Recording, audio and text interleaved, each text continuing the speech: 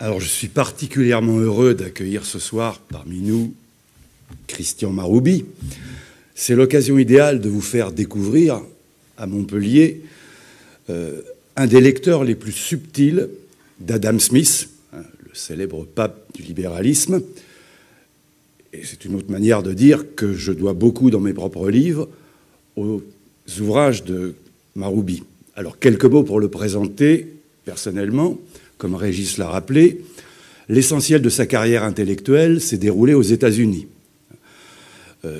D'abord comme étudiant à Berkeley, où il a notamment été marqué par l'influence de la critique psychanalytique de Léo Bersani. Je dis ça parce qu'il a traduit les ouvrages de Léo Bersani, ou du moins certains de ses ouvrages, en français. Et puis maintenant comme professeur à l'université du Mills College d'Oakland, en Californie, où il enseigne à présent donc le français et la critique littéraire. Mais s'il est là ce soir, c'est parce que ses livres et ses études portent sur un sujet un peu différent. Disons que depuis des années, Christian Maroubi travaille sur la naissance de l'anthropologie moderne, si l'on veut, entre le XVIe siècle et la philosophie des Lumières, et notamment sur le rôle capital que la découverte des populations du Nouveau Monde, aussi bien les Indiens du Brésil que les Indiens d'Amérique du Nord, ont joué sur la formation de cette anthropologie et par conséquent sur notre philosophie politique moderne. Tout le monde se rappelle ici, à travers le lycée, les débats sur le mythe du bon sauvage, c'est comme ça qu'on l'appelle ici en France, entre les différents philosophes des Lumières. C'était déjà ce thème l'objet du premier livre de Christian Maroubi, qui était paru en 1990 et qui s'appelait « Utopie et primitivisme, essai sur l'imaginaire anthropologique à l'âge classique ». Mais pour moi, c'est avant tout l'auteur d'un essai vraiment magistral, alors où l'érudition se mêle à la clarté et l'intelligence. Alors là, vraiment, je lance des fleurs, mais je les pense, et qui est paru en 2004, qui s'appelle « L'économie de la nature ». C'est un essai qui est consacré donc, c'est le sous-titre, à l'anthropologie de la croissance dans l'œuvre d'Adam Smith. Bon, alors je rappelle brièvement qui était Adam Smith. C'est ce génial penseur de la philosophie des Lumières écossaise. On ne doit jamais oublier que le capitalisme est né au sein de la philosophie des Lumières. C'est une pensée liée à la philosophie des Lumières. Un penseur d'ailleurs si complexe, et vous verrez que Maroubi rend justice à cette complexité, que Serge Latouche, un des grands théoriciens de la décroissance, avait fini par se demander si on ne devrait pas parler plutôt de Dr. Adam et Mr. Smith. Vous verrez que c'est le fameux Adam Smith problème est quelque chose d'extraordinaire là-dessus. Et qui est le fondateur d'une discipline qui est extrêmement étrange et qu'on appelle l'économie politique. Vous voyez donc son immense responsabilité intellectuelle, puisque cette étrange discipline, une fois qu'on l'a parée du nom de science, c'est essentiellement fait au XIXe siècle, est devenue la véritable religion des sociétés modernes.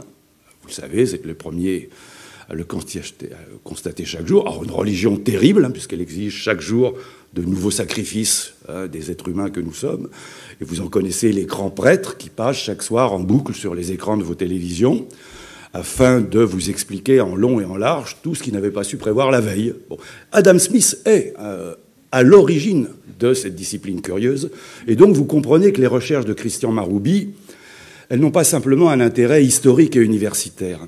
En reconstituant la genèse de l'idée de croissance, c'est-à-dire l'idée clé de toutes les politiques économiques modernes, c'est bien aussi de notre présent que Maroubi va nous parler. Et j'éclaire un instant ce point avant de lui laisser la parole, pour bien mesurer l'enjeu qu'il y a à parler d'Adam Smith de nos jours.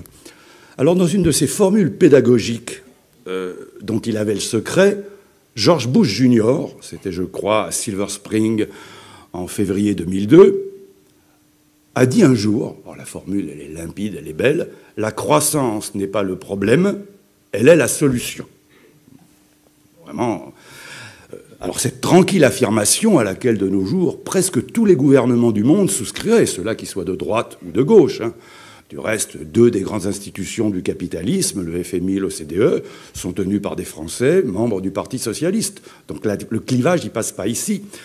Une telle affirmation, la croissance, c'est pas le problème, devrait pourtant nous inquiéter, parce que, comme le montrera Maroubi, l'idée de croissance est tout sauf évidente. D'une part, pour des raisons de type scientifique, il y reviendra beaucoup, chacun comprend que l'idée d'une croissance matérielle infinie ne peut avoir aucun sens dans un monde fini, c'est-à-dire sur une planète dont les ressources sont par définition épuisables et limitées. Autrement dit, tôt ou tard, l'idée d'une croissance exponentielle finira par se briser sur un mur écologique. Mais aussi et surtout pour des raisons de type philosophique, dans la mesure où vous savez que le concept de croissance, tel qu'il est défini par les économistes, exclut par définition toute interrogation sur le sens et la valeur de ce que nous sommes amenés à produire. C'est comme ça qu'on travaille quand on calcule le PIB. Autrement dit, si par exemple vous aidez bénévolement une personne âgée, ou si vous rendez service à vos amis ou vos voisins, ou si même vous cultivez un petit potager pour votre usage personnel et familial, dites-vous bien que du point de vue de la science économique, vous n'avez rien fait, du moins rien d'utile, puisque de toute façon, il n'y a eu aucun échange marchand, aucune transaction financière. Votre rapport à la croissance est nul. Mais imaginons en revanche qu'une entreprise soit sollicitée par une collectivité locale pour creuser des trous le matin et les boucher l'après-midi. Il y a des entreprises qui ne sont pas loin de ce genre d'activité. Eh bien, du point de vue de la science économique, on dira qu'elles sont créatrices de richesses et d'emplois et qu'à ce titre, elles contribuent à la croissance du PIB. Alors qu'un postulat aux conséquences si absurdes, si contre-intuitives, comme disent les philosophes, soit devenu le principal fondement philosophique de toutes les politiques modernes, en dit long sur la capacité réelle de nos élites, soit à réfléchir au-delà du court terme, ou du moins au-delà du cercle de leurs intérêts égoïstes immédiats. Alors on comprend l'intérêt maintenant de la question posée par Christian au début de son livre. Comment écrit-il ? L'idée de croissance est-elle devenue un lieu commun ? Par quelle révolution dans l'histoire des idées en est-elle venue à s'imposer dans la modernité et presque universellement, non seulement comme un bien en soi, mais comme un phénomène naturel ? Je laisse donc maintenant à Christian Maroubi le soin de répondre philosophiquement à George Bush de montrer à sa manière que la croissance, avant d'être une solution, est d'abord un problème. Alors je vous remercie et je reviendrai tout à l'heure.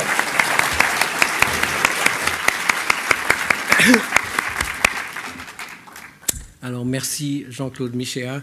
Vous allez me dire, parce que c'est quand même très important que la communication passe, si vous m'entendez bien comme ça, c'est clair, très bien, parce que merci beaucoup Jean-Claude Michéa pour cette introduction très généreuse, trop généreuse, ainsi qu'à Régis Penalva, les organisateurs de cette série, et puis vous-même d'être venu ce soir. Je veux dire, je suis très impressionné par le nombre de personnes qui s'intéressent à ces sujets. Impressionné, vous allez vous en rendre compte assez vite, mais j'espère que je serai à la hauteur. Alors, je voudrais, dans un premier temps, puisque ça ne va jamais correspondre exactement à ce que Jean-Claude Michet a annoncé, ce que je voudrais faire dans un premier temps, c'est essayer de défamiliariser une petite histoire.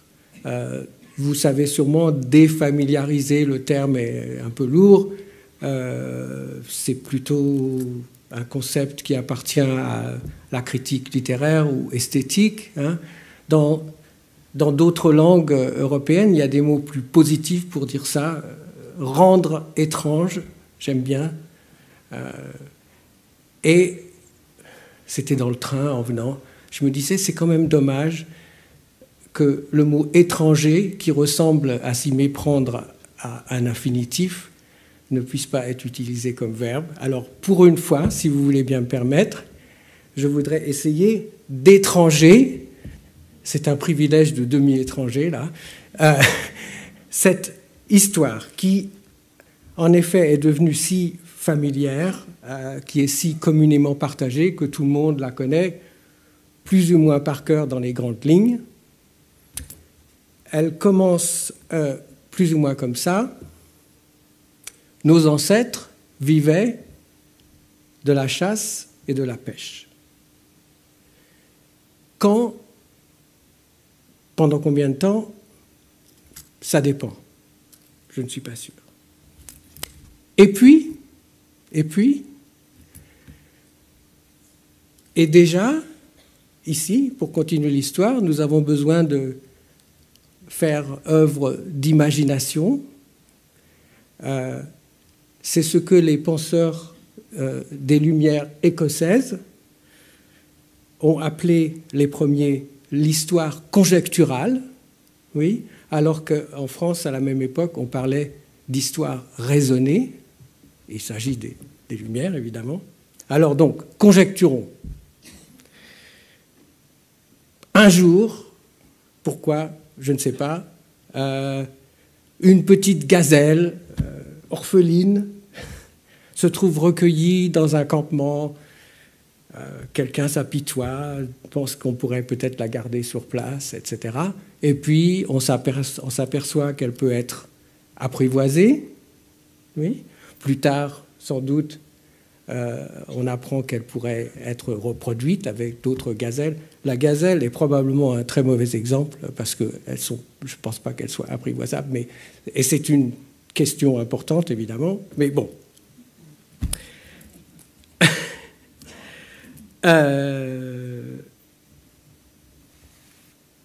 Donc, on apprend à domestiquer les animaux, et maintenant nous pouvons passer à la deuxième étape de notre petite histoire. Nos ancêtres devinrent bergers ou pasteurs, et ils vécurent de l'élevage. Deuxième étape, donc. Plus tard, combien plus tard? Bonne question. Grâce sans doute à la sédentarisation relativement plus importante que permet l'élevage, alors nous avons nos ancêtres qui jettent négligemment quelques graines des fruits sauvages qu'ils mangent, et puis ils se rendent compte un jour que certaines poussent peut-être mieux que d'autres, ils apprennent à les sélectionner, et puis à les planter délibérément. Nos ancêtres devinrent cultivateurs ou agriculteurs. Troisième étape. Mais bientôt, grâce à l'agriculture, c'est bien connu et vrai, une concentration de population beaucoup plus forte devient possible, et par conséquent, pour la première fois, si nous étions sur un mode pédagogique ou interactif, à ce moment-là, je vous demanderai après quoi, à ce moment-là. En fait, je vous mettrai en petits groupes, là, comme j'ai plutôt l'habitude de faire, mais bon, nous allons laisser pour le moment en suspens cette question de qu'est-ce qui se passe après le troisième stade. Et j'interromps le fil narratif pour le moment, pour insister ou nous arrêter sur une première évidence. Cette petite histoire est en fait un des grands récits de la modernité. C'est en fait, je voudrais suggérer, la matrice ou le modèle de tous les grands récits qui structurent notre univers mental. Car si les peuples traditionnels ou dits primitifs ont des mythes, en particulier des mythes des origines, nous, dans la modernité, avons des grands récits, ce qu'on a appelé grands récits, anthropologiques, bien sûr, sociologiques, philosophiques. Alors, certainement, de nombreux exemples vous viendront à l'esprit de ces grands récits qui sont devenus célèbres, même si, quand je dis matrice, même si les étapes de ces récits peuvent être conçues très différemment, sur d'autres bases, aussi différentes que chez Auguste Comte ou Hegel, nous avons des spécialistes de Hegel, ou même si les étapes sont aussi nombreuses que chez Condorcet. Je ne sais pas si vous vous souvenez, mais il y en a 10, 10 périodes chez Condorcet. Cette filiation de ma petite histoire est une discussion que nous ne pourrons pas avoir, mais qui serait très intéressante, hein, de voir les transformations, les modifications, etc. Je me limite pour l'instant à ce qui est essentiel pour la suite. Sous la forme classique qui va nous intéresser ici, c'est-à-dire la forme scientifique que cette histoire prend à l'époque des Lumières, puisque c'est une loi sociologique qui va être énoncée, le récit générique est plus ou moins exactement le suivant. En fait, je vais répéter la même chose, mais de façon un peu plus formelle. La loi, tous les peuples de la terre, passés ou présents, passent nécessairement, ou bien sont déjà passés, ou passeront un jour, toujours dans le même ordre, par les 4 mêmes étapes successives, définies selon le mode de subsistance sur lequel elles se basent. Alors, dans la version que j'appellerais classique du XVIIIe siècle, premier stade, l'âge des chasseurs. Bien sûr, aujourd'hui, nous dirions le stade des chasseurs-cueilleurs, ou plus exactement de la collecte et de la chasse. Il y a beaucoup à dire sur cette différence. Mais deuxième stade, l'âge des bergers ou des pasteurs. Là, j'utilise le vocabulaire du XVIIIe siècle, c'est-à-dire le pastoralisme ou l'élevage. Troisième stade, la culture des terres. Alors, au XVIIIe siècle, cette théorie présuppose pour l'agriculture la domestication des animaux. Vous remarquez qu'il y a élevage et puis agriculture. Parce que au XVIIIe siècle, on ne peut pas imaginer une agriculture qui ne soit pas basée de différentes manières sur l'emploi d'animaux de trait et aussi sur le fumier. Ce sont des détails qui ont leur importance. En tout cas, ce que nous appelons l'agriculture. Et quatrième et dernier stade, nous sommes toujours au XVIIIe siècle, le commerce. Vous attendiez peut-être autre chose. Si vous pensez que nous allons en reparler, vous avez raison. Mais pour le moment, je nous arrête, encore une fois, parce que je ne vais pas arrêter d'arrêter l'histoire, pour essayer de nous laisser le temps de nous rendre compte quel accomplissement intellectuel, quel monument intellectuel cette petite histoire, maintenant devenue une loi sociologique, représente dans la pensée occidentale. Et évidemment, et d'abord, que ce qui est devenu pour nous presque naturalisé, une évidence, non seulement on n'avait rien d'évident, mais était en fait rigoureusement impensé et impensable avant précisément cette période qui va se situer au milieu du XVIIIe siècle. Alors bien sûr, dans l'histoire des idées, il n'y a rien jamais de nouveau complètement sous le soleil. Cette histoire, elle a des antécédents. Elle a même toute une généalogie qui passe par plusieurs étapes. Et alors là, je reconnais, puisque un certain nombre au cours de cette conférence, je vais vous donner quelques-unes de mes références, peut-être parmi lesquelles il y en a que vous connaissez moins que d'autres, puisque c'est l'Agora des savoirs, donc on partage, je pense. Donc, à ma connaissance, le premier penseur qui a reconnu l'importance de cette théorie, de ce modèle, et en a fait la généalogie, il s'appelle Ronald Meek, M-E-E-K, qui était un historien des théories économiques, originellement de Nouvelle-Zélande, établi en Angleterre, à Glasgow.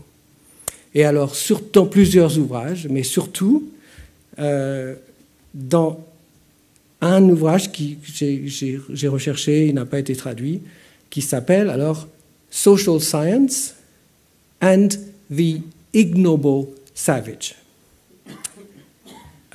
Donc, Social Science, la science sociale, on dit plutôt en français sciences humaines, les sciences humaines, et l'ignoble sauvage. Pour comprendre ignoble, il faut savoir, on a fait une référence au bon sauvage, là où dans la tradition française on parle du bon sauvage, dans la tradition anglaise on parle du noble sauvage. Je ne sais pas si vous saviez ça. Il y a d'ailleurs une différence culturelle probablement intéressante sur laquelle je n'ai même pas réfléchi, mais bon, si on devait donc traduire, ce serait quelque chose comme les sciences humaines et le mauvais sauvage. Donc c'est donc dans ce livre que Ronald Meek a le premier intitulé ce modèle, cette petite histoire, la théorie des 4 stades, puisqu'en effet il y en a 4, et on a fait la généalogie. Alors cette généalogie, que je ne vais pas faire complètement maintenant, elle a des origines lointaines dans l'Antiquité. Elle est bien sûr impossible, inconcevable, sans la découverte européenne du Nouveau Monde, qui est une étape clé pour comprendre la construction de ce modèle. Et notamment, elle passe par cette formule révélatrice, saisissante, si belle d'une certaine façon, du philosophe John Locke, bien sûr John Locke, un des inventeurs des Lumières anglais, et donc pour situer dans le temps, fin du XVIIe siècle. Et John Locke dit « In the beginning, all the world was America ». Alors, ça vaut le coup de... In the beginning, au commencement, ce sont les premiers mots de la Genèse, repris dans l'évangile de Saint Jean, en grec, exprès bien sûr, que, évidemment, toute personne de langue anglaise au XVIIe siècle, l'écho est immédiat, parce que c'est la traduction canonique dans ce qu'on appelle la Bible du roi James, King James Bible. Donc, au commencement, tout le monde entier était l'Amérique. Comme on le voit, c'est une formule encore transitionnelle, incomplète, préliminaire, encore un modèle est en gestation là. Quelque chose comme un modèle universel est reconnu, et en effet l'Amérique, c'est très important, va devenir l'exemplaire du premier stade. En fait, au XVIIIe siècle, l'Amérique est le seul exemple du premier stade. Il ne connaissait aucun autre peuple qui soit réellement des chasseurs-cueilleurs, et en réalité, en fait, il ne connaissait aucun chasseur-cueilleur, même en Amérique, ce qui est... Bon, ça crée d'autres complications très intéressantes.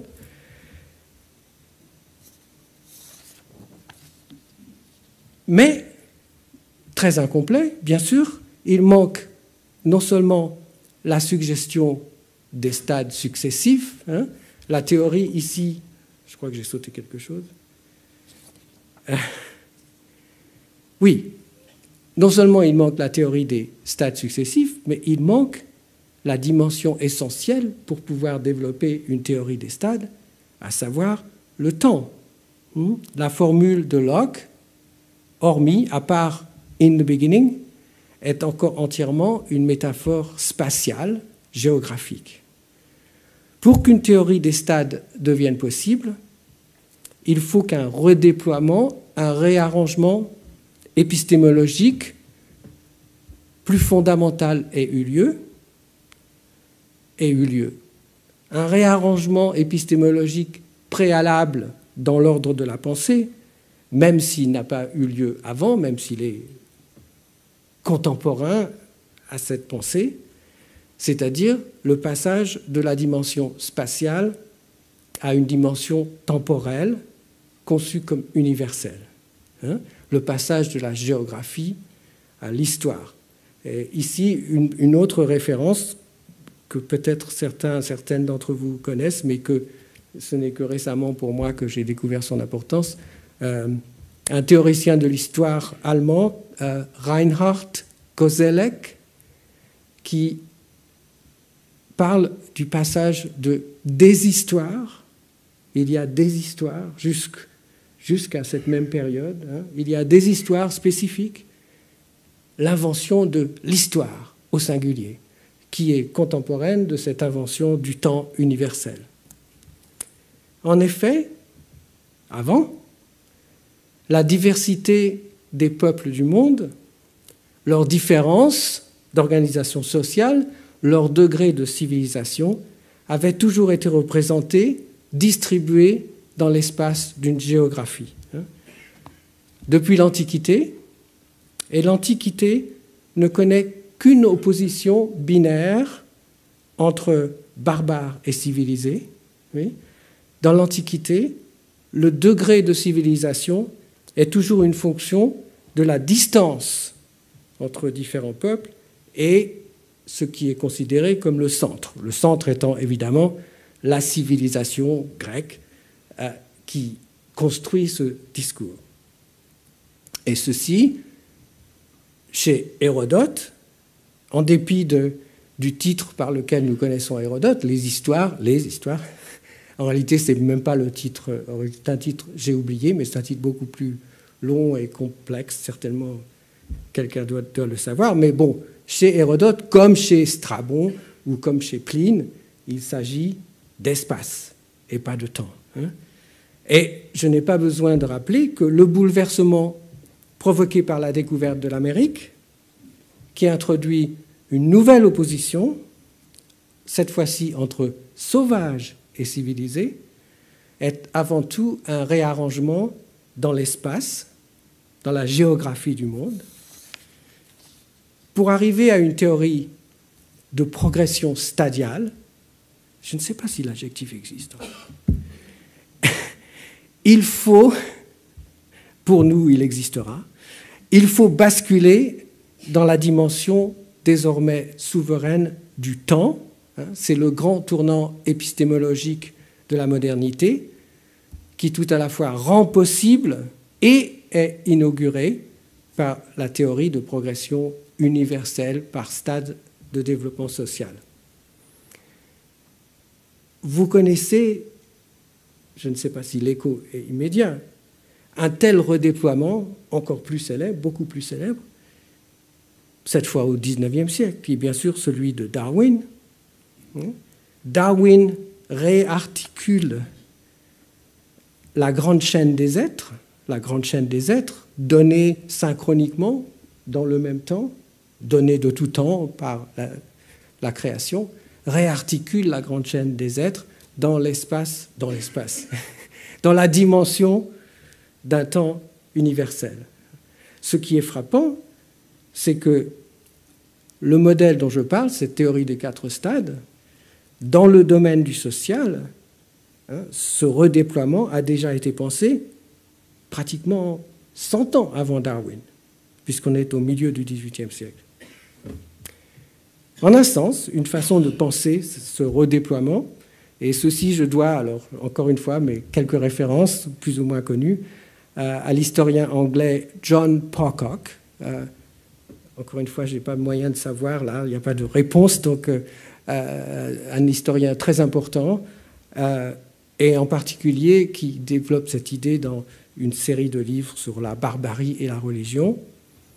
Donc, la théorie des 4 stades combine l'opposition antique entre barbarie et civilisation et la nouvelle opposition de la Renaissance entre sauvage et civilisation.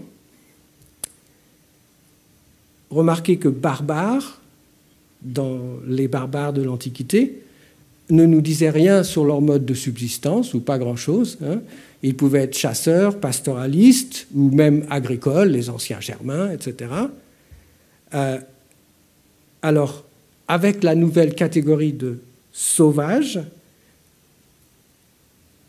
sauvage va précéder barbare, qui par là même devient soit le stade de l'élevage, soit un stade proto-agricole. Et on commence à avoir les 3 premiers stades qui sont mis en place. Résultat, ainsi, tous les peuples chasseurs ou pastoralistes, jamais observés, qu'ils aient disparu depuis longtemps ou qu'ils soient encore bien vivants dans le présent, par exemple les Scythes ou les Parthes de l'Antiquité, mais comme les nomades d'Arabie à l'époque ou les Hottentots d'Afrique du Sud, qui sont donnés très souvent en exemple au XVIIIe siècle, tous ces peuples se trouvent également relégués au passé de l'humanité, oui, réassignés à la préhistoire. Ils ne sont déjà plus présents, malgré leur présence dans le monde. Alors, bien sûr, on critique souvent ce modèle comme étant ethnocentrique, et évidemment, tout autant que le modèle de l'Antiquité, qui était géocentrique, il est tout entier tourné vers la civilisation qui en représente l'apogée, à savoir la nôtre, et qui est bien sûr celle qui formule la théorie. Mais je crois qu'il faudrait tout autant, puisqu'on parle du passage d'espace en temps, sur son caractère que j'appellerais télique, oui, télique, le télos, la flèche et la cible, oui, ou même chronolâtre, c'est-à-dire fondé sur une sorte de culte du temps et du progrès que, bien sûr, nous partageons toujours. C'est le premier aspect du développement de cette nouvelle théorie. Mais tout aussi évident, sinon immédiatement perceptible, oui, une théorie stadiale, une théorie des stades, ne doit pas seulement être dans le temps, mais elle doit être discontinue. Chaque stade, en effet, est conçu comme plus ou moins stable, statique, précisément, pouvant durer des milliers, voire des millions d'années. C'est le premier paradoxe, oui. Le paradoxe de cette théorie universelle tout entière vouée au temps, et au temps progressif, est que la plupart du temps, il ne se passe rien. Chaque stade est en quelque sorte un arrêt du temps, une stagnation. C'est que tout repose, dans une telle théorie, sur la discontinuité, oui, sur ce qui se passe dans le passage ou la transition d'un stade à l'autre. Et en effet, dans une théorie stadiale, toute la question est de pouvoir expliquer la discontinuité. Pourquoi, en premier lieu, l'histoire s'est-elle mise en marche? C'est la question des origines, in the beginning. Oui. Et ensuite, comment, par quelle nécessité ou par quelle logique passe-t-on d'un stade au suivant? La plus célèbre des explications de la discontinuité, sous la forme reprise par la modernité, est sans doute, et bien sûr, la dialectique, un modèle de l'Antiquité, repris bien sûr par la philosophie de Hegel, qui est une théorie stadiale, une théorie de progression par stade. A contrario, juste pour donner à penser, beaucoup plus près de nous, il est bien connu que quand Michel Foucault élaborera sa propre théorie stadiale, puisque c'est une théorie des stades aussi, la séquence des épistémés, ce sera fameusement en refusant la dialectique, oui, en éludant toute causalité, toute nécessité dans le passage d'un stade à l'autre. Il n'y aura plus qu'une discontinuité à l'état pur.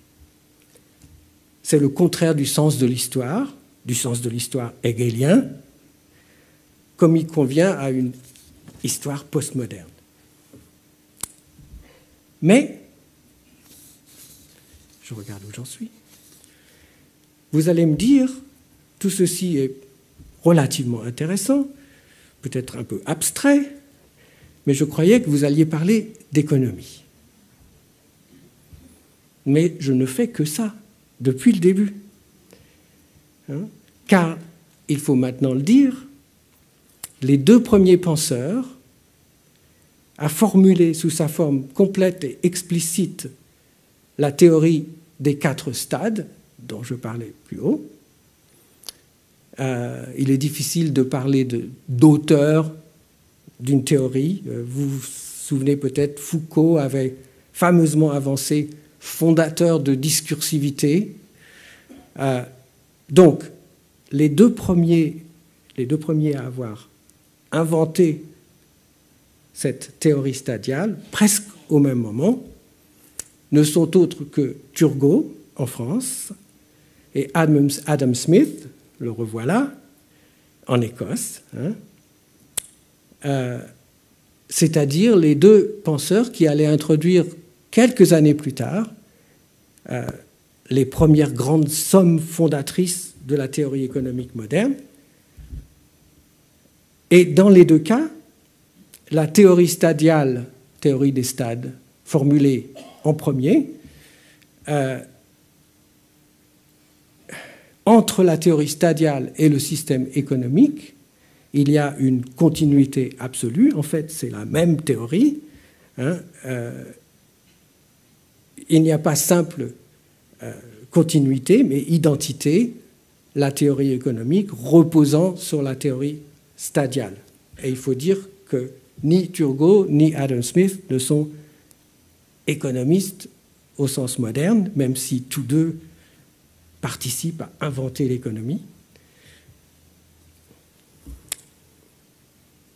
Car, et ceci vous l'avez sûrement remarqué, chacun des stades de la théorie classique sont définis par le mode de subsistance sur lequel chacun repose, par ce qu'on appellera plus tard son mode de production spécifique, dans le vocabulaire marxiste, la base ou infrastructure. Oui, c'est ce qui définit, et c'est ça la différence entre certaines autres théories stadiales et celles de Turgot et Smith, c'est qu'elle est basée sur des stades que nous appellerons économiques. Et c'est en ceci qu'elle se distingue radicalement d'antécédents auxquels on peut penser immédiatement, tels Vico, très célèbre, la science nouvelle de Vico, ou l'histoire universelle de Bossuet, que, évidemment, alors Bossuet, fin du XVIIe siècle, j'ai raison, oui, que, évidemment, Turgot, étudiant sorbonnard en théologie, avait assimilé, puisqu'il faisait ses études pour devenir prêtre. La différence étant bien sûr que la théorie des stades de Smith et de Turgot est une explication fondamentalement matérialiste de l'histoire. C'est une définition des stades selon le mode de subsistance qui permet au peuple de vivre, contrairement au modèle précédent. Et en ce sens, évidemment, elle est déjà un antécédent des stades de Marx.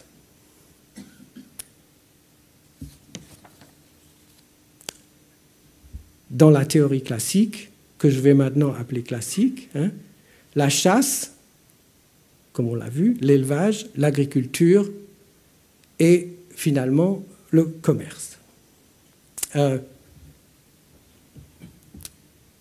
Vous pourriez peut-être vous demander pourquoi Marx, je vais aller vite là parce que pourquoi Marx n'a pas davantage reconnu cette filiation ou cet héritage. Alors, en partie parce que peut-être Marx avait quelquefois du mal à reconnaître ses dettes, particulièrement vis-à-vis des penseurs qu'il considérait comme idéalistes. Hein.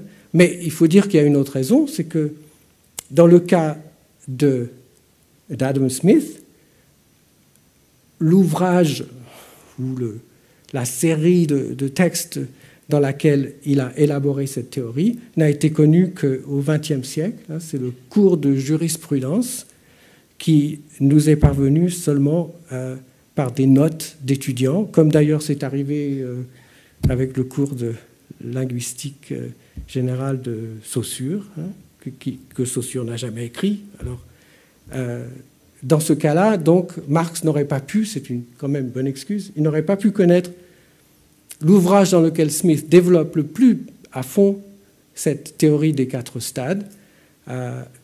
Dans le cas de Turgot, je ne suis pas certain. Marx respectait les physiocrates, il les connaissait, je ne sais pas.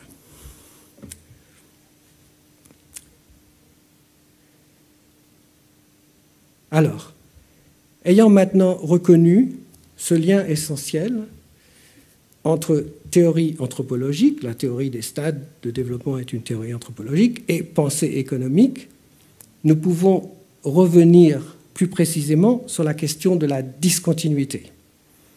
Qu'est-ce qui nécessite chez Turgot, comme chez Smith, le passage d'un stade à l'autre?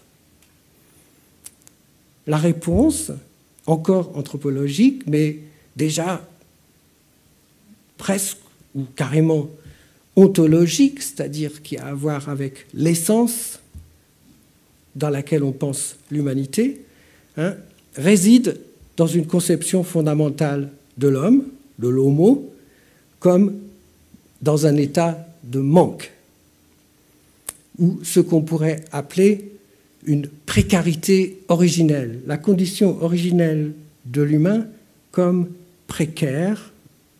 Hein, donc on a là une ontologie du manque, c'est-à-dire du manque comme condition essentielle et originelle de l'humanité. Nous sommes essentiellement en manque. Bon, je me suis rendu compte de ça. Si vous entendez un écho lacanien dans une telle formulation, je pense que vous n'avez pas tort, hein, mais je dois dire aussi que c'est un écho qui ne m'est venu qu'après. Autrement dit, je n'étais pas en train de faire du lacanisme en pensant à ça, mais en même temps, je crois que une explication de l'histoire, d'ailleurs, je ne veux pas me lancer plus loin que ça, mais Lacan était un lecteur de Hegel, si je comprends bien, et donc ce n'est pas du tout un hasard. Cette prémisse du manque originel est le plus évident dans la conception du premier stade. Le premier stade, c'est le stade sauvage de la chasse et de la pêche. Un stade naturellement si précaire qu'il est conceptualisé par Smith comme originellement dysfonctionnel, c'est-à-dire qui ne peut pas marcher, hein, comme une condition originelle qui a à peine pu exister et à laquelle l'humanité n'a pu survivre qu'en s'en sortant, si on peut jouer sur une langue un peu, hein, pour s'en sortir, pour survivre, il faut s'en sortir, donc progresser au stade suivant. Cette conception du premier stade comme précarité originelle est donc ce qui explique, ce qui rend nécessaire le passage au stade suivant. Mais, bien sûr, c'est aussi ce qui précipite depuis l'origine, depuis le début de l'humanité, ça c'est la version smithienne de la chute, hein, ce qui précipite l'humanité ontologiquement dans le mode de la rareté, c'est-à-dire la condition même d'une pensée en termes d'économie, puisque la rareté, comme vous le savez, est la base même de toute valeur économique. Il n'y a de valeur économique que pour les choses rares, c'est-à-dire qui n'existent pas en quantité infinie. les exemples de Adam Smith célèbres sont l'eau, qui est très nécessaire à la vie, qui pourtant ne vaut rien à son époque, parce qu'il y en a autant qu'on veut, et puis l'or qui ne sert à rien, mais qui a une grande valeur. C'est une opposition classique. Grâce ou par la malédiction de cette précarité originelle, il y a donc, depuis le début, équation entre homo economicus et homo tout court. Aussi, va-t-on voir, en suivant la séquence des stades, ce mode fondationnel du manque, le manque originel, se perpétuer depuis l'origine de stade en stade, même si chacun des stades successifs devient relativement moins précaire. Oui, puisqu'il est relativement plus productif. Il n'en hérite pas moins de la logique du manque qui est son fondement anthropologique. Alors, je surveille ma montre. Dans mon travail sur Smith, c'est surtout sur cette précarité fondationnelle que j'ai insisté. Et c'est peut-être une fascination des origines qui est la déformation professionnelle de la pensée anthropologique, oui. En particulier sur tous les problèmes auxquels Smith est malgré lui confronté, puisqu'il cherche empiriquement à appuyer sa théorie sur des observations que nous appellerions ethnologiques. C'est aussi dans ce sens que Smith, pour cette question, est plus intéressant que Turgot, qui élude toutes ces questions empiriques. Il y a une sorte de foi dans le progrès chez Turgot qui est extraordinaire, si bien qu'il n'y a pas de problème chez Turgot, on pourrait dire. Il y en a d'autres, mais pas celui-là. Alors que Smith, qui est d'une honnêteté désarmante et qui veut faire œuvre empirique, alors là, on a peut-être aussi une différence entre un Anglais ou un Britannique. L'opposition est classique, oui. Les Britanniques sont censés être plus empiriques que les Français. Il veut se baser sur une ethnographie de l'époque, et dans ce travail de justification ou de preuve, il se trouve confronté à toutes sortes de problèmes, parce que précisément, enfin, je crois qu'ici, il vaudrait mieux que je saute certains de ces détails qui sont fascinants, mais enfin, par exemple, pourquoi, si ce premier stade en particulier, est si précaire, pourquoi a-t-il pu durer si longtemps? Puisqu'effectivement, le premier stade de la chasse est celui qui a duré, ça dépend comment on compte, mais peut-être millions d'années. Hein, et un des chapitres de Smith, il est si candide qu'il a même un chapitre qui s'intitule pratiquement comme ça. Hein. Comment le premier stade a-t-il pu durer si longtemps? Puisqu'il était à peine fonctionnel, hein, souvenez-vous. De même, la confrontation désarmante au témoignage. Alors, on peut discuter sur la valeur des témoignages, mais enfin, c'est très fréquent dans ce qu'on peut considérer comme l'ethnologie de l'époque, d'avoir une description de tous ces peuples sauvages comme ne passant toute la journée à ne rien faire. Oui. Alors, comment concilier la thèse de la précarité originelle, c'est-à-dire qu'on est à la limite de la survie, et en même temps, d'affirmer en même temps, logiquement, qu'ils passent leur temps à ne rien faire. Oui. En France, on connaît mieux la pensée équivalente, contemporaine, de Rousseau, avec lequel vous voyez qu'il y a un contraste fondamental. Rousseau, étant l'autre candidat possible à l'invention de la théorie stadiale, même si sa version, la version de Rousseau, que vous connaissez peut-être mieux que celle de Smith, est incomplète, très idiosyncratique, hein, puisque si on compte l'état de nature chez Rousseau, ça fait 3 stades, donc ils sont en décalage par rapport à la théorie classique, et puis aussi, c'est assez connu, Rousseau ne fait qu'un du passage à l'agriculture, il ne parle même pas de l'élevage. Hein. Élevage, agriculture et métallurgie sont fondus ensemble, en quelque sorte, chez Rousseau. Mais l'important, c'est que pour Rousseau, c'est la question inverse qui se pose. Hein. Dans un état originel d'abondance, pourquoi l'humanité aurait-elle jamais voulu quitter l'état de nature, hein, sinon par accident, à la suite d'une catastrophe ou au moins dans des circonstances exceptionnelles? Et si on en croit ce que nous pensons savoir aujourd'hui, des débuts de l'agriculture, puisque le début de l'agriculture serait le passage au deuxième ou au troisième stade, hein, par exemple, telles qu'elles sont exposées par Jared Diamond. Et alors là, si j'ai un livre à recommander, Jared, J-A-R-E-D, Diamond comme un diamant en anglais, en français, de l'inégalité des sociétés, le titre anglais est complètement différent, Guns, Germs and Steel, c'est-à-dire les canons, les microbes et l'acier. Je recommande. C'est plutôt Rousseau qui avait raison, hein, puisque le passage au deuxième stade a été dans l'histoire de l'humanité, telle qu'on peut la reconstituer, un événement exceptionnel, l'agriculture n'ayant été inventée que peut-être dans 3 endroits différents dans le monde, dans des circonstances tout à fait exceptionnelles. Bon, ces questions sont dans le détail fascinantes, au moins pour moi. Et bon, on pourrait aller jusqu'au bout dessus, mais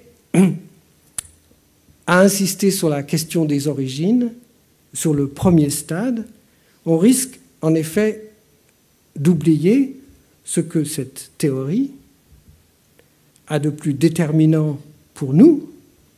D'ailleurs, c'était également vrai pour Turgot comme pour Smith, c'est-à-dire ce n'est pas le premier stade qui les intéressait en premier lieu, oui. Ce qui compte le plus, pour nous, ce n'est pas tant évidemment le premier stade que le dernier, et pour la bonne raison que nous y sommes encore. C'est drôle parce que j'ai mis un moment à me rendre compte de ça, mais pourquoi tu t'intéresses tellement au premier stade? Le plus important, c'est le dernier. Hein? Et pourquoi y sommes-nous encore? Oui? Pourquoi est-ce le dernier stade? J'ai insisté déjà sur la notion de discontinuité. Et alors, pour paraphraser, là je prends, hein, je suis tenté de paraphraser la SNCF en disant une discontinuité, attention, une discontinuité peut en cacher une autre. Car vous l'avez sûrement remarqué, entre les 3 premiers stades de la théorie classique et le 4e, discrètement dissimulé dans cette discontinuité, oui, dans ce qui semble être une répétition structurelle à l'identique, une discontinuité plus radicale est apparue.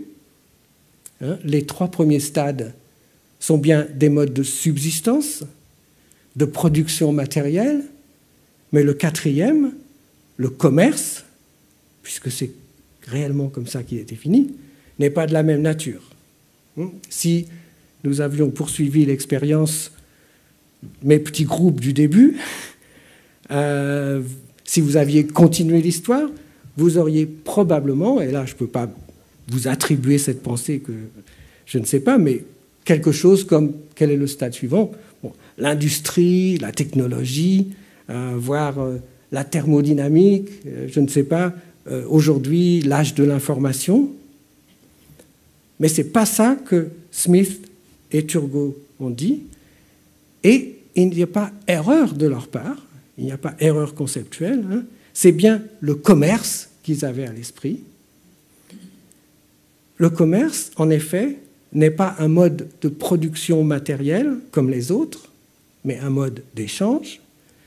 C'est un mode nouveau de prolifération, en fait, de reproduction des richesses. Et vous remarquez également que le mot de richesse est central dans le titre des grandes somme de nos deux penseurs, hein, enquête sur la nature et les causes de la richesse des nations, et réflexion sur la formation et la distribution des richesses. Le commerce est un stade où la richesse a acquis la capacité de s'autogénérer, de se multiplier d'elle-même indéfiniment. Ce stade économique, c'est évidemment ce que nous appelons le capitalisme. Et je veux bien dire au sens large. Avec son pouvoir presque magique de libérer la richesse, son pouvoir presque magique de libérer la richesse de la production matérielle elle-même, et par là même de rendre la richesse potentiellement infinie. Alors le deuxième paradoxe de cette théorie, résolument matérialiste de l'histoire, est qu'elle finit par dématérialiser l'économie et par transcender la logique du manque sur laquelle elle était fondée. Et c'est bien là le sens de la dernière discontinuité, le passage du troisième au quatrième stade, et ce qui permet rétrospectivement d'expliquer les discontinuités précédentes. Si les trois premiers stades doivent être dépassés, c'est précisément parce qu'ils étaient limités dans leur capacité de production. De moins en moins limités, mais néanmoins fondamentalement conçus comme limités. Pourquoi ? Justement parce que c'était des stades matériels. Oui ? Le dernier stade, au contraire, est conçu comme un dépassement des limites, un dépassement de la limitation elle-même, et c'est ce qui fait que c'est bien, en effet, le dernier stade. Alors, nous avons les deux, l'ambiguïté de dernier, hein, il y a deux sens à dernier, oui. Non pas juste le dernier en date, jusqu'à présent, oui. Non pas juste, alors, une autre hypothèse, par manque d'imagination, simplement de la part de Turgot ou de Smith ou de tous les faiseurs de théorie stadiale qui ont toujours tendance à penser que le dernier stade, c'est le leur. Après tout, c'est une faiblesse bien humaine. Non, le dernier stade de la théorie économique classique est bien conçu comme devant être le dernier. C'est vraiment le stade final parce que c'est un stade infini. Alors, entendons-nous bien, ceci ne veut pas dire qu'Adam Smith, Turgot c'est moins net, mais Adam Smith n'envisage pas un moment futur où les possibilités d'investissement et d'accumulation du capital pourraient atteindre des limites. Il parle des limites du sol, du climat. Et pour cette raison, Smith est souvent classé avec les pessimistes de la théorie classique économiste. Et en tout cas, dans l'histoire économique, qui suit très vite, chaque fois que l'attention se portera sur les facteurs matériels de production des richesses, sur la terre elle-même, comme chez Ricardo, sur le rapport entre population et ressources, comme chez Malthus, bien sûr, on reviendra à un discours des limites. Ce que je veux dire, c'est que par sa conception même, le dernier stade ne peut se perpétuer que si les limites sont indéfiniment repoussées. S'il est donc éternellement, perpétuellement en augmentation, en expansion constante. Le stade final, dans sa conception même, est condamné à la croissance. Le mot de croissance, en anglais moderne, growth, du verbe to grow, ne sont pas employés dans ce sens, ni par Turgot, ni par Smith, mais le concept est tout à fait explicite. Et alors ici, Smith fait, par rapport pour mesurer la croissance, le degré de croissance, oui, une nouvelle distinction à laquelle nous devrions prêter attention, c'est très intéressant, non plus maintenant entre les 4 stades économiques, de développement économique, mais entre 3 états possibles de l'économie. Alors, stade, c'est stage, et état, c'est state. hein. L'état progressif, l'état stationnaire, l'état déclinant. Alors nous dirions croissance ou croissance positive, ou croissance nulle, croissance degré zéro, ou croissance négative, en anglais negative growth, qui est évidemment une contradiction, puisque une croissance négative, ce n'est pas une croissance, hein. Mais il est intéressant juste de remarquer comme ça que l'anglais n'a pas de terme pour décroissance. Alors ça veut dire qu'on est mal parti, hein. Peut-être. En tout cas, il est tout à fait clair, hein, que pour Smith, seul l'état progressif peut être un état heureux, un état satisfaisant, un état viable. Il n'y a pas d'autre mode pour le dernier stade que d'être ce qu'il appelle progressif, c'est-à-dire en croissance, hein. La vie est dure, dit-il, dans l'état stationnaire, elle est misérable dans le déclinant, et il résume dans la dernière phrase de ce passage assez célèbre, l'état progressif est en réalité l'état jovial et cordial, l'état stationnaire est morne, dull, l'état déclinant, mélancolique. Et au XVIIIe siècle, attention, mélancolique, c'est pas drôle. Il parle avant de miserable, hein. C'est la misère. Alors, entre les 4 stades et les 3 états, il n'y a pas automatiquement, ou même logiquement d'équivalence, hein, encore que on puisse difficilement imaginer le premier stade comme autrement que morne, étant donné la manière dont Smith en parle, mais à l'inverse, il ne fait aucun doute que le dernier stade doit par sa nature même être progressif, hein. Il est fait pour être progressif, que l'on ait ou non les conditions nécessaires pour garantir éternellement cette progression. Je dirais donc que le stade final, c'est le pari de la croissance, hein. C'est le contraire du livre de M. Latouche. Alors, est-ce que j'ai encore un moment ? Êtes-vous épuisé ? Ce qu'il y a d'extraordinaire, et je n'irai pas jusqu'au bout, ne vous inquiétez pas, c'est que les fondateurs de l'économie libérale, Smith et Turgot, au milieu du XVIIIe siècle, aient fait ce pari visionnaire, et c'est un pari visionnaire, le pari de la croissance, hein, sans savoir, il me semble, la moindre idée de comment ce pari allait réussir. Pour nous, 250 ans plus tard, 260, oui, il est devenu tout à fait évident que le développement du capitalisme moderne, l'extraordinaire croissance qu'il a permis, et il n'est pas question de ne pas reconnaître ce fait, n'aurait jamais pu se produire sans la révolution industrielle et énergétique des 2 derniers siècles, oui, au point que nous avons du mal à distinguer l'une de l'autre, le capitalisme de la révolution industrielle, technologique, énergétique, hein. Si nous remontons à l'époque d'Adam Smith et Turgot, la question est de savoir s'ils pouvaient même en avoir la prémonition, oui.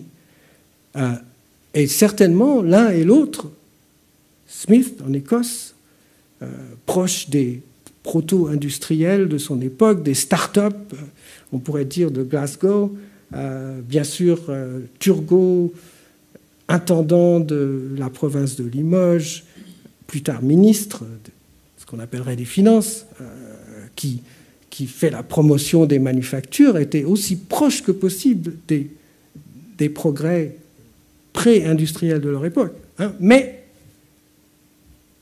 les manufactures ne sont pas des usines. La force motrice était encore presque entièrement, milieu du XVIIIe siècle, humaine ou animale, c'est-à-dire traditionnellement renouvelable, c'est ce que nous disons aujourd'hui, hein. L'énergie de l'eau et du vent, il y a 200 ans, c'est à peu près toutes les seules forces qu'on avait. Alors, pour être juste, je veux dire, les avis sont quelque peu partagés, il y a des avis contraires aux miens sur Est-ce que sur la préscience d'Adam Smith, est-ce qu'il a vu venir, est-ce qu'il n'avait pas vu venir?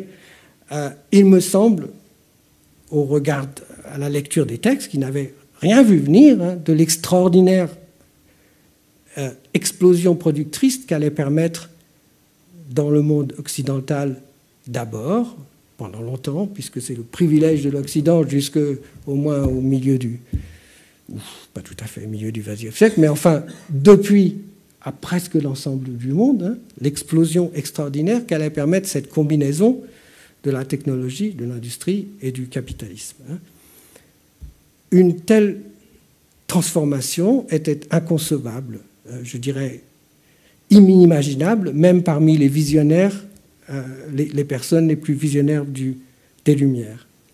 Et alors, encore moins, pouvait-il imaginer que la capacité productrice humaine qu'ils avaient contribué à libérer arriverait un jour à buter contre les limites de la planète, à mettre en péril l'équilibre du monde, et surtout, ce que nous commençons à peine, tout juste, de comprendre nous-mêmes, oui, à une époque où on commençait tout juste à utiliser le charbon comme source d'énergie, jamais il n'aurait pu imaginer que 300 ans plus tard, on peut discuter de l'échéance, oui, on serait parvenu à épuiser toutes les ressources, toutes les réserves d'énergie fossiles accumulées depuis les origines de la Terre,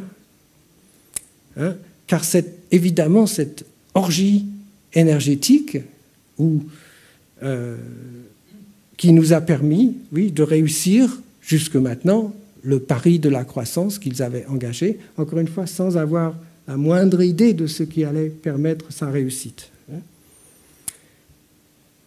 Je crois que la plus grande difficulté pour nous, c'est la défamiliarisation que je proposais au début, est de nous rendre compte de combien différent le monde apparaît, d'un côté comme de l'autre, avant comme après. Alors, je suggérerais avant EF, avant l'ère fossile, oui, quand le monde vivait encore dans les limites des flux naturels en temps réel, c'est ce que ça veut dire, les énergies renouvelables, et après EF, ce que nous devons commencer à considérer comme l'après-fossile, c'est-à-dire le retour des limites. Alors, il est évident que de ce côté-ci, pour confronter le nouveau défi qui est aujourd'hui le nôtre, je n'ai pas plus d'expertise ni d'autorité que chacun d'entre vous. Ce que je peux, par contre, affirmer, avec une certaine conviction, depuis ma perspective de 18e-iste, c'est que la vision, la conception du stade final dont nous avons hérité est fondamentalement incompatible, elle est en conflit direct avec la reconnaissance ou l'acceptation de limites. Précisément parce que ce stade, ce dernier stade, ce stade final, est foncièrement conçu comme leur transcendance, comme la transcendance des limites. Autrement dit, c'est le contemporain qui parle maintenant, le modèle de croissance indéfinie, qui est toujours celui de l'économie libérale, celui de notre économie tout court, est fondamentalement incompatible avec la vie dans un monde limité. Le retour des limites nous force, c'est une exigence et une opportunité, à repenser le stade final. Voilà où j'en suis. Les quelques pages qui suivent ne seraient que des pistes pour la réflexion qui s'ensuit, et vous allez me dire, mais c'est là que ça commence, c'est là que les difficultés se posent, et je veux bien tout à fait m'engager dans un échange à ce propos-là, mais il me semble que nous sommes arrivés, c'est bien ça? Où est le alors, c'est...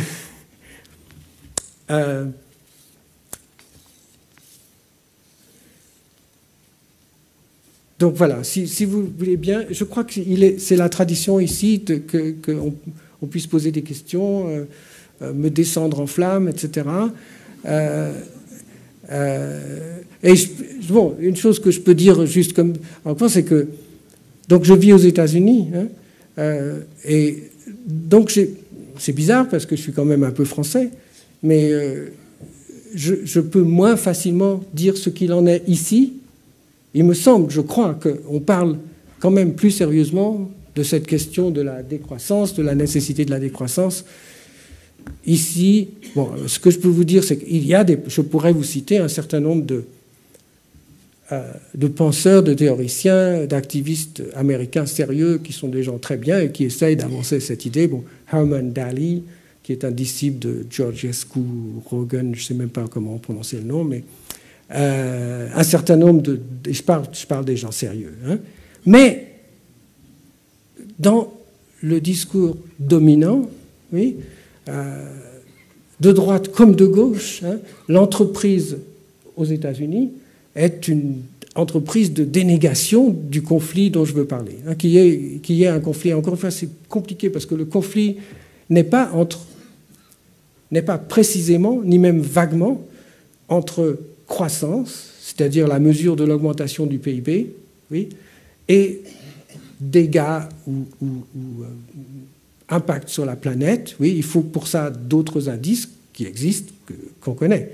Mais dans tous les cas, ce que j'observe aux États-Unis, et c'est très spectaculaire, c'est une tentative de refus, de dénégation, de non-reconnaissance de ce conflit. Hein. Et donc, ce sera la dernière chose que je vais dire. Parmi les concepts utilisés, le dernier à la mode, alors on a parlé de développement durable, oui, c'est ça, sustainable development, hein, développement soutenable en anglais, développement durable.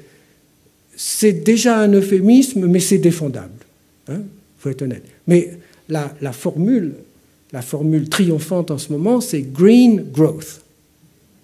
Oui, la croissance verte.